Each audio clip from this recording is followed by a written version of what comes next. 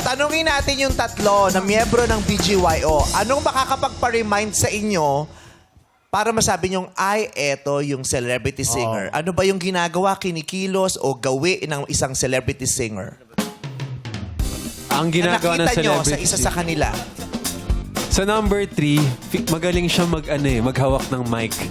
Saka yung hawak ng... Magaling maghawak ng mic. Paano ba tamang hawak ng mic? Ay, tanong mo kay MC Tlas.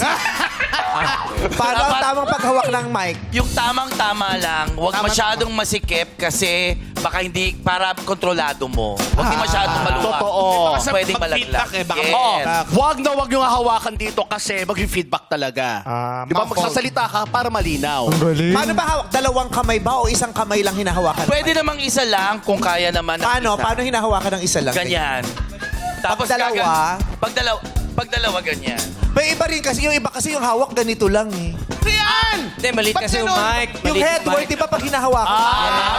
Yun yun. Wireless kasi. Yung iba pag hahawakan ganito, ganyan. Yeah. Pero pag maliliit, ganun lang. Isa gumagano-ganon pa, di ba? Pumipitik-pitik. Ganyan, no? Yan. Pag tinetesting, ganyan. Yes. Ay, mayroon din yung kumakanta pag ganyan, di ba? Ano eh? Oo. Bakit? Yan, ganyan.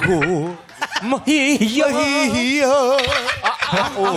Sinasalo-salo. So tama ang paghawak ng mikropono. Very professional, tama? Yung nakita nyo? Tama po.